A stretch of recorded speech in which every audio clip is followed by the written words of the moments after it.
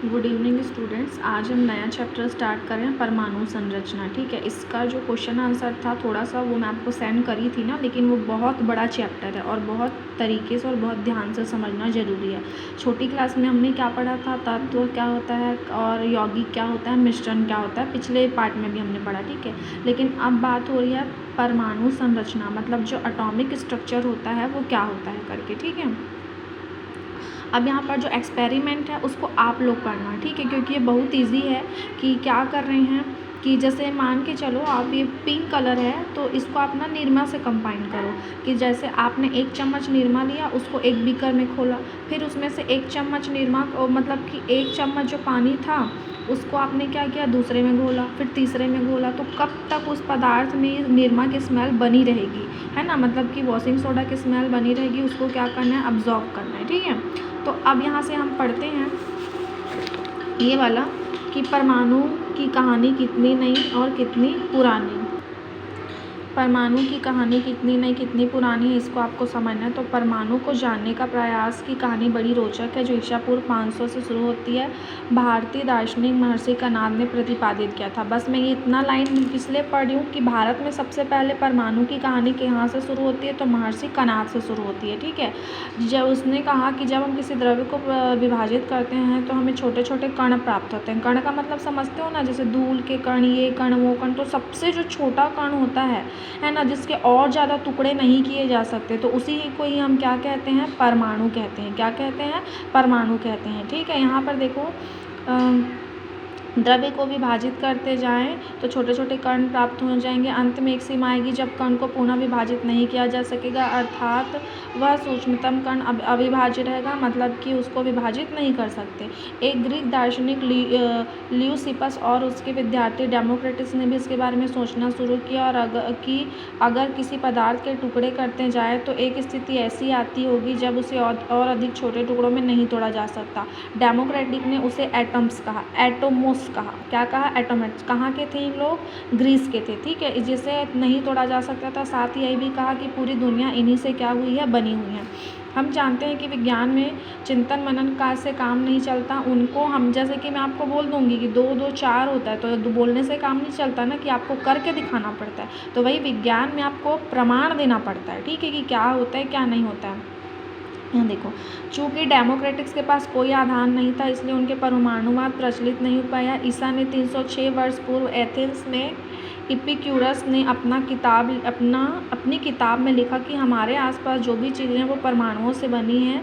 ल्यूक्रेशियस ने भी चीज़ों की प्रकृति नामक कविता में परमाणु संबंधी बात की थी। इस मत को 18वीं शताब्दी में रसायन शास्त्र की तकनीकी के विकास के कारण बल मिला। अभी भी क्या मिला कि पहले किसी ने बोल के छोड़ दिया, फिर उसके बाद में और बोलना शुरू किया। थोड़ी सी जानकारी मिली कि नहीं ये सही बोल रहा था, तो उसके आगे में और बोलना इन लोग क्या किए, मतलब ढूंढना शुरू किया। ठीक है, आपने पढ़ा कि रासायनिक अभिक्रिया में पदार्थ का द्रव्यमान संरक्षित रहता है, मतलब कि ना ही कोई द्रव्यमान की हानि होती है, ना ही क्या होता है वो बढ़ता है, मतलब वो उसका द्रव्यमान जो है वो संरक्षित रहता है। वर्ष 1799 में प्राउस्ट का स्थिर अनुपात का नियम आया, जिसके अनुसार प्रत्येक रासायनिक यौगिक तत्वों से मिलकर बना होता है। रासायनिक यौगिकों में भारानुसार तत्वों का अनुपात सदैव निश्चित रहता है। मतलब भार, मतलब इस तरफ अगर 4 ग्राम था तो इस तरफ भी क्या होगा, ये 4 ग्राम ही होगा। ऐसा किसने कहा था, भारानुपात का नियम कहा। ठीक है, इस नियम को वैज्ञानिकों ने प्रयोग करके देखा, भिन्न भिन्न बनने को समझा, परखा, नियमों की व्याख्या करने के लिए मिले जुले प्रयास किए। ब्रिटेन के स्कूल अध्यापक, हाँ ये यहाँ से इम्पोर्टेंट लाइन शुरू होती है, यहाँ से आप लोग पढ़ना शुरू करोगे। ठीक है, मैं बताई हूँ कई बार कि जब मैं एक्सप्लेन करती हूँ तो साथ में बुक ओपन करके बैठा कीजिए और जितना मैं बताती हूँ वो तो सुना कीजिए, उसके साथ में खुद भी पढ़ा कीजिए कि इसमें क्या लिखा कर है। ठीक है, ब्रिटेन के एक स्कूल अध्यापक और वैज्ञानिक जॉन डाल्टन ने यह बताया कि सारे प्रायोगिक नियम सही क्यों हैं और इन नियमों की व्याख्या करने के लिए उन्हें परमाणु सिद्धांत दिया। अब यहाँ से क्वेश्चन शुरू होता है कि परमाणु सिद्धांत किसने दिया, तो जॉन डाल्टन ने दिया। ठीक है, डाल्टन ने अपने प्रयास को 1808 किताब के रूप में प्रकाशित किया। उनकी बुक का नाम क्या है, new system of chemical philosophy में। डाल्टन के सिद्धांत की विवेचना निम्नलिखित प्रकार से कर सकते हैं। अब यहाँ पर देखो, ये नियम है ना, तो यहाँ पर ये इस नियम को आप लोग पढ़ो कि सभी पदार्थ परमाणुओं से बने होते हैं। बहुत इंपॉर्टेंट है, ये क्वेश्चन में पूछा जाता है कि डाल्टन का सिद्धांत क्या है करके। परमाणु अविभाज्य सूक्ष्मतम कण होते हैं जो रासायनिक क्रिया में ना तो बनते हैं और ना ही विनाश होते हैं। मतलब कि वही सबसे छोटे छोटे कण होते हैं जिसको और छोटा नहीं किया जा सकता।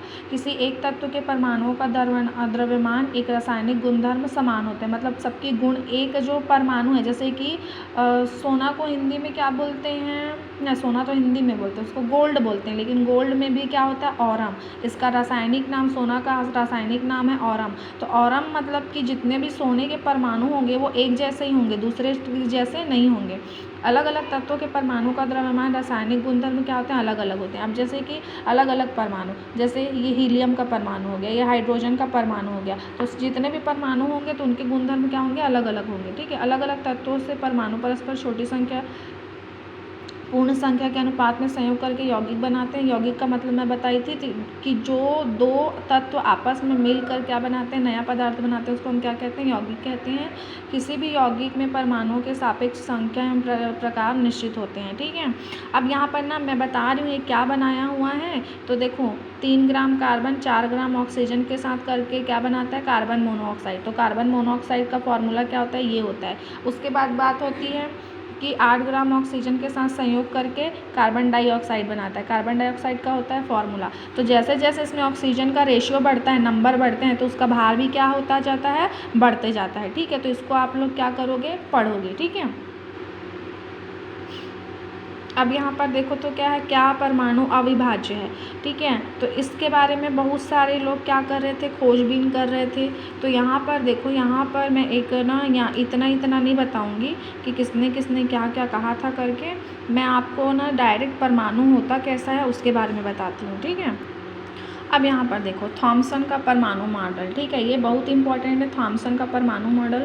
थॉमसन ने क्या कहा पता है कि परमाणु कैसा होता है पता है, वाटरमेलन के जैसा। वाटरमेलन को क्या बोलते हो आप लोग, कलिंदर, या फिर क्या बोलते हैं, खरबूजा, है ना, तरबूज जो बाहर से हरा रहता है अंदर से लाल रहता है। ठीक है, तो जो थॉमसन का परमाणु मॉडल है, उन्होंने क्या कहा कि ये जो परमाणु होता है ना, उसमें क्या होता है, ये गोल होता है। तो वैसे ही ये जो तरबूज के जैसा गोल है, और जैसे तरबूज में बीज होते हैं, है ना, तो वैसे इसमें क्या होते हैं, ऋणात्मक कण होते हैं। ठीक है, तो इसको क्या कहा, इन ऋण आवेशित कणों को ही क्या कहा गया, इलेक्ट्रॉन कहा गया। ये किसने कहा था, थॉमसन ने कहा था। ठीक है, इसको ये ऋणावेशित तरबूज वाला नियम भी बोलते हैं। ठीक है, परमाणु आसन 1908 से 1913 के बीच नए नए प्रयोगों और विभिन्न तरीकों के आधार पर किया गया। आइए देखते हैं कि कौन से प्रयास सफल थे। देखो सबसे पहले तो बात है कि हमारे इंडिया में कणाद आए, कणाद के बाद में फिर वो ग्रीस के लोग आए, ग्रीस के बाद में कौन आए, डाल्टन आए, डाल्टन के बाद में थॉमसन आए। तो हर किसी ने क्या किया, परमाणु की अपनी अपनी डेफिनेशन की कि कौन सही है कौन गलत है करके। ठीक है, अब यहाँ पर आप देखिए अल्फा कण प्रकीर्णन का प्रयोग, रदरफोर्ड का परमाणुवाद। ठीक है, अब यहाँ पर इन्होंने क्या किया पता है तुम लोगों को, कि ये सब देखोगे ना तो समझ नहीं आएगा। मैं ये बताती हूँ कि एक क्या की सोने की एकदम झिल्ली टाइप की पतली परत ली। ठीक है, और उसमें से कौन से कण को गुजारा, अल्फा कण को। किसको गुजारा, अल्फा कण को। ठीक है, और अल्फा कण को गुजारा तो उसमें क्या हुआ पता है, कई कण जो हैं वो सीधे चले गए, कई जो कण नहीं बोल सकते, किरणें जो हैं वो, कई किरणें जो हैं वो सीधे निकल गई, कई जो हैं वो टेढ़ी निकल गई, कई जो हैं वो क्या हो गई, वापस आ गई। ठीक है, तो इन्होंने कहा कि जो थॉमसन ने कहा था कि बीच बीच में होते हैं, ऐसा प्रॉपर ज़रूरी नहीं, क्योंकि कहीं कहीं जगह क्या है, खाली है। तो इन्होंने भी क्या कहा, इसमें सुधार करते हुए रदरफोर्ड ने क्या किया, परमाणु का कोई दूसरा डेफिनेशन दिया। ठीक है, अब इन्होंने क्या कहा, उसके नियम को मैं पढ़ रही हूँ, बाकी आपका पढ़ना। ठीक है, उन्होंने क्या कहा देखो तो, अधिकांश अल्फा कण स्वर्ण पत्थर के आर पार सीधे निकल जाते हैं, जिससे पता चलता है कि परमाणु में अधिकतर स्थान क्या होते हैं, खाली होते हैं। किसने कहा, ये रदरफोर्ड ने कहा। बहुत कम कण अपने मार्ग से विक्षेपित होते हैं मतलब इधर उधर मुड़ जाते हैं, जिससे ज्ञात होता है कि परमाणु में धनावेशित भाग क्या है, बहुत कम जगह घटता है। लगभग 20,000 कणों में से एक कण सोने के अत्यंत महीन पत्थर से टकराकर उसी दिशा में वापस लौट गया। मतलब कि जैसे कि ये वाला सीन देखो, यहाँ से ये टकराया और वापस लौट गया। ठीक है, यही बात हो रही है।